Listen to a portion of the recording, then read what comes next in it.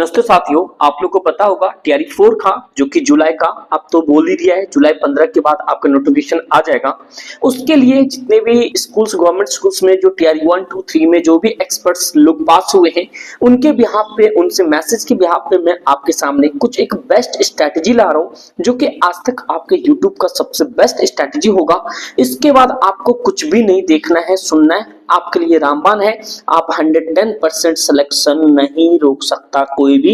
तो डिस्प्ले पे आपके सामने कुछ एक वर्ड दिख रहा होगा, इसको अगर आप पहले 1 सेकंड रीड ऑन कर सको, अगर अपने ये 4 महीने सही इस्तेमाल कर लिए तो टीआरई 4 में सिलेक्शन कोई नहीं रोक सकता। क्यों मेरे भाई? क्योंकि जून से सितंबर तक का पूरा मास्टर प्लान, भाई समझ लो, मास्टर प्लान आपके सामने डिस्कस करने वाला हूं।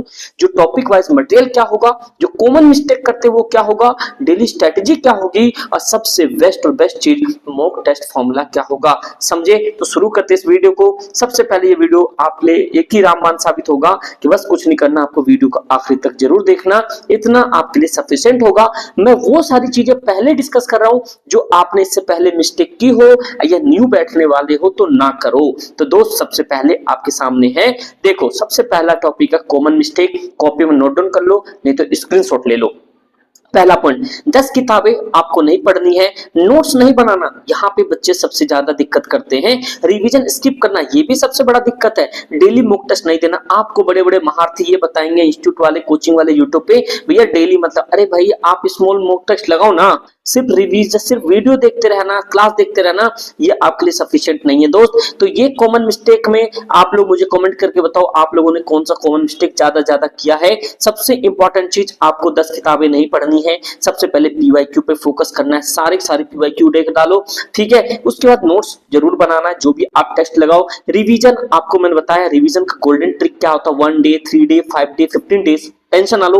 डेली मॉक टेस्ट छोटा 5 क्वेश्चंस का लगाओ, सिर्फ वीडियो नहीं देखना है। अगर देखते हो तो उसको भाई रिवीजन लिखना भी है। ये जो रिवीजन फॉर्मूला है, ये आपको कम से कम ये 20-80 रूल पे वर्क करता है। आपको किसी भी काम में सक्सेस के लिए सिर्फ और सिर्फ 20% काम करना पड़ता है, 80% ऑटोमेटिक हो जाता है। तो ये आपका रिवीजन फॉर्मूला दोस्त कौन सा है, तो इसको नोट डाउन कर लो।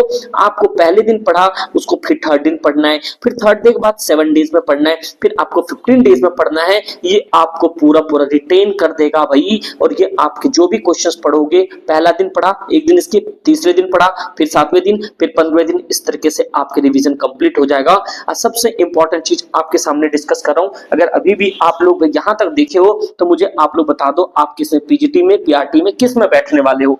ठीक है भाई, कौन से एग्जाम दोगे, मतलब 1 to 5, 6 to 8, 9, 10 या 11, 12।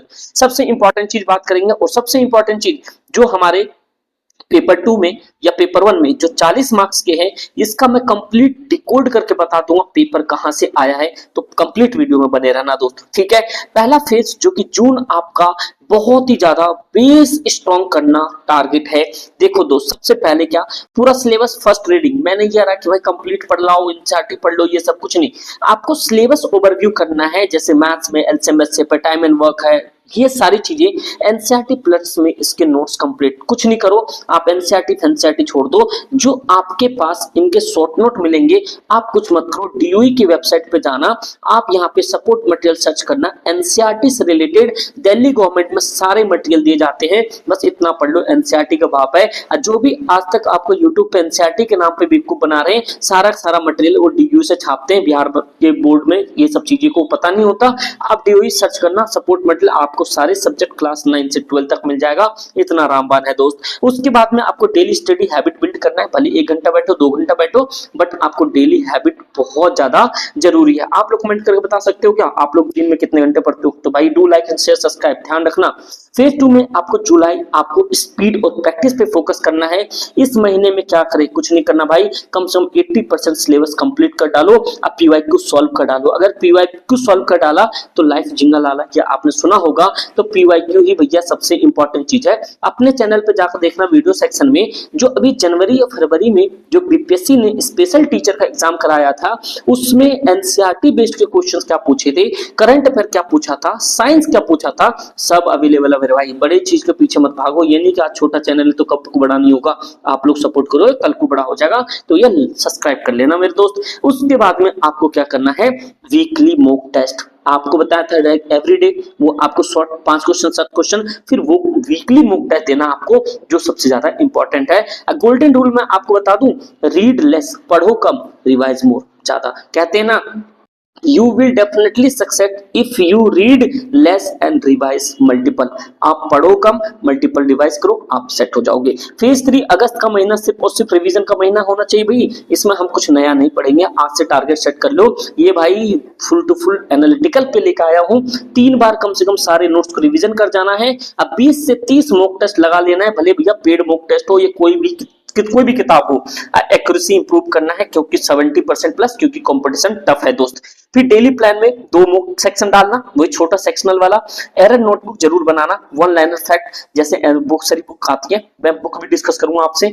फिर फोर्थ पेज में जो फाइनल अटैक है ना, ये लास्ट 20 डे का कुछ नहीं करना मेरे भाई। जिस तरह से अभी आप यहाँ तक गौर से सुने हो ना, आप 110% भाई सिलेक्शन लेके ही जाओगे, क्योंकि इंसान वही ठहरता है, वही सुनता है उस जिसको अंदर में क्यूरियोसिटी होती है, लालसा होती है। और इस चैनल पे एनसीईआरटी बैच कंप्लीट आने वाली और फ्री ऑफ कॉस्ट। तो भैया कुछ ना करो, बस सब्सक्राइब कर लो, अपने दोस्त यार में शेयर कर दो, क्योंकि एसएसपी शिक्षा समझ लो ना, एसएसपी श्योर सक्सेस पाथ मेरे भाई। एसएसपी का मतलब है श्योर सक्सेस पाथ, मतलब पाठशाला, समझे। तो मेरे भाई आगे देखो, मॉक टेस्ट तो करना ही है, शॉर्ट नोट, और सबसे important PYQ formula revision. Maths के 5 क्वेश्चन आएंगे पेपर 1 2 में। कुछ नहीं करना, क्लास 9th के डायरेक्ट टू डायरेक्ट, अभी जो आपके सामने हीरोज फॉर्मूला एक चैप्टर है क्लास 9th में, उसका डायरेक्ट क्वेश्चन आया था, जिसका 1500 स्क्वायर रूट आंसर था हीरोज फॉर्मूला के, जो कि अभी एयूडीयू के एग्जाम हुए थे डायरेक्ट टू डायरेक्ट। तो भैया ये भी डिकोड कर दिया मैंने। 9th 10th का मैथ्स अगर पढ़ लिए एनसीईआरटी का, तो भैया आपके बीपीएससी में कोई भी मैथ्स का क्वेश्चन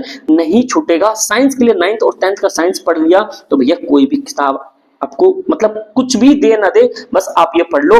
जो मैंने ऊपर रामबाण बताया था वो उतना कर लो। अब बिहार जीतने के लिए 3 से 4 नंबर आएगा, थोड़ा बहुत ऊपर वो देख लेना है, बस यही है। Thank you so much and do like share subscribe. बस ये आपसे रिक्वेस्ट करता हूँ। बस एक चीज और है, अगर आप लोग चाहते हो भैया कौन सा एनसीईआरटी शुरू किया जाए, साइंस एसएसटी में कौन सा टॉपिक, आप लोग मुझे कमेंट करके जरूर बताना, क्योंकि अपने वहां एनसीईआरटी आप गूगल करके देख लेना, हर चीज करके देख लेना, हर चीज अपने पास अवेलेबल है भैया। 12 साल का एक्सपीरियंस अवेलेबल है, आपको डायरेक्ट टू डायरेक्ट क्वेश्चन देखने को मिलेगा। तो बस करना क्या है, अपने दोस्त यार में शेयर करना है, जिससे कि जल्दी जल्दी 1K इस चैनल पे हो जाए और अपन लोग आगे बढ़े। तो थैंक यू सो मच, इसी तरह से अपना प्यार बनाए रखना, बस अपने दोस्त यार में शेयर करते रहना। Thank you so much.